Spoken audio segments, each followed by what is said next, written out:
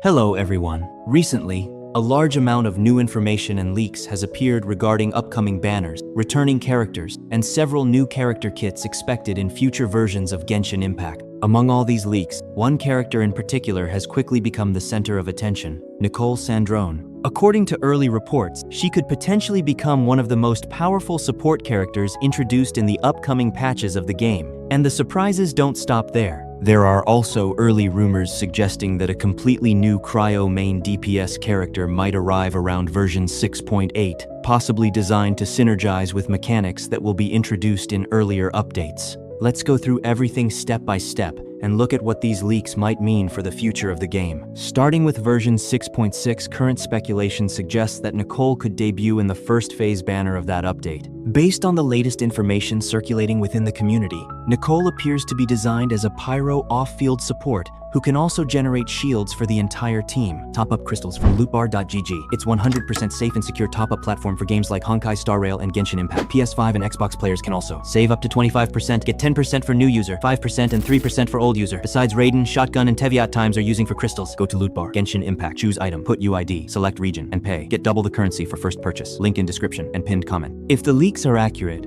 her elemental burst will provide a powerful attack buff to all party members, increasing the overall damage potential of the team. Meanwhile, her elemental skill is rumored to create a shield that protects the entire party, offering both survivability and offensive advantages at the same time. However, the most interesting part of Nicole's kit appears to be her passive ability. According to the current leaks, Nicole gains additional buffs whenever pyro-related elemental reactions occur on the battlefield. These reactions may include Overload, Pyro Swirl, Pyro Crystallize, and Burning. Each time these reactions are triggered, Nicole's passive ability could strengthen her buffs, gradually increasing the team's effectiveness in combat. In some cases, the total damage output of the entire party may increase depending on how many reactions are triggered within a certain time frame. Because of this design, Nicole may work best with characters who can trigger pyro reactions very frequently. Characters capable of rapid elemental application would benefit the most from her mechanics. For example, characters such as Venti,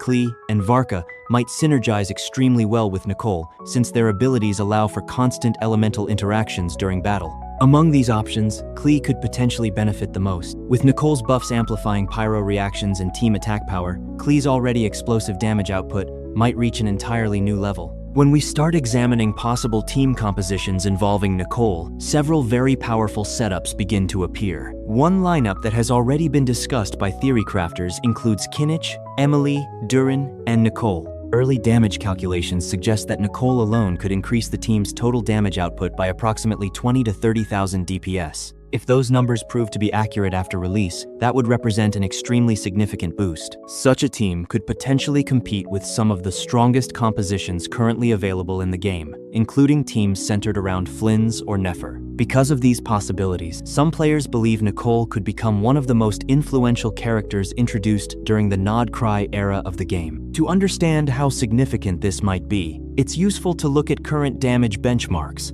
At the moment, one of the most powerful team compositions involves Skirk paired with Escoffier, which can reach roughly 125,000 DPS under optimal conditions. Several Natlan-based teams are already approaching that level as well. For instance, Kanega teams are getting very close to those numbers, and Varesa teams can already reach around 120,000 DPS. However, if Nicole truly performs as the leaks suggest, Varesa teams could potentially exceed 130,000 DPS once she is added to the lineup. This would place them among the highest damage teams currently known in the game. Other characters who might benefit greatly from Nicole's pyro reaction buffs include Arlecchino and Navia. Since both characters rely heavily on elemental interactions and high burst damage, Nicole's support abilities could significantly increase their effectiveness in battle. However, if Nicole truly performs as the leaks suggest, Varesa teams could potentially exceed 130,000 DPS once she is added to the lineup. This would place them among the highest damage teams currently known in the game. Other characters who might benefit greatly from Nicole's pyro reaction buffs include Arlecchino and Navia. Since both characters rely heavily on elemental interactions and high burst damage,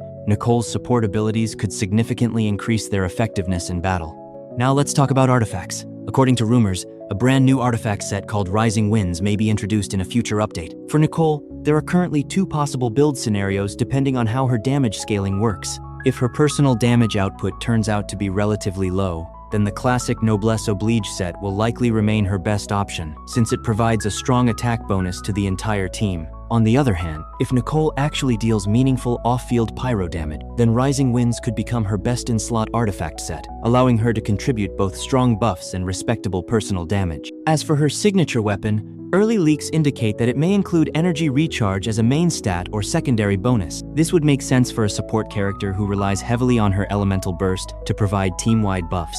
However, the details surrounding her weapon are still uncertain, and more reliable information will likely appear closer to the official beta testing phase. Version 6.6 may also introduce another brand new character named Lowen. According to current rumors, Lowen is expected to be a cryo polearm user. Some sources suggest that he could be added directly to the standard banner rather than appearing as a limited character. His exact role remains unclear for now, but there are two possibilities. He could either function as a cryo support character designed to synergize with Varka, or he might serve as a straightforward cryo DPS unit for players who need a reliable damage dealer. Based on current speculation, the banner lineup for version 6.6 might look something like this. In the first phase, players could see Mavuika appearing alongside Nicole. Then, during the second half of the update, the banners might feature Raiden, Shogun, and Lowen. However, there is also another possibility being discussed. Durin might replace Mavuika in the first phase if Mavuika's release ends up being delayed until version 6.7. Speaking of version 6.7, this update could play a very important role in the game's overall storyline. Leaks suggest that the update might finally reveal more information about Sandrone's past, potentially opening an entirely new chapter in the narrative of the game. Sandrone herself is rumored to focus heavily on the superconduct elemental reaction. Her role may be that of a support character or sub-DPS, designed to assist a future main DPS character that will appear later in the story. One of the most surprising rumors surrounding Sandrone is that she might completely change the way the superconduct reaction functions. Traditionally, superconduct focuses on reducing physical resistance and enabling physical damage team. However, the new version of the reaction might instead shift toward electro-based damage. If this happens, it could significantly reshape the current combat meta. Another interesting detail mentioned in the leaks is that Sandrone may summon a mechanical companion during battle. This companion could deal a significant portion of her total damage while also providing additional buffs or effects for the team. In addition, the new reaction mechanics may scale primarily with attack rather than damage bonus, somewhat similar to how Lunar reactions currently function in certain experimental mechanics. Looking at possible banners for version 6.7, some rumored reruns include Durin and Mavuika. Meanwhile, Columbina could potentially appear in the second phase of the update. There are also whispers about another Natlan character rerun, with Citlali being one of the possible candidates. Moving forward to version 6.8, leaks suggest that players might receive an entirely new main DPS character. This character could be specifically designed to work alongside Sandrone's unique mechanics, making version 6.8 an important setup patch leading into the much larger 7 update. Possible reruns during that update could include Varka and Zebai, although this information is still very uncertain. Finally, there are already early rumors about version 7 itself. Several major characters who have been mentioned in the story for a long time could potentially become playable during that update. Among the names being discussed are Capitano, Pro, and Dainslife. If even one or two of these characters become playable, version 7 could easily become one of the most exciting updates in the history of Genshin Impact. Of course, it's important to remember that none of this information has been officially confirmed yet. Most of these details come from early leaks and speculation, which means they could change at any time during development. Still, if even part of these rumors turns out to be accurate, the upcoming versions of the game could dramatically reshape the meta, introduce new combat mechanics, and open the door to entirely new team strategies for players around the world.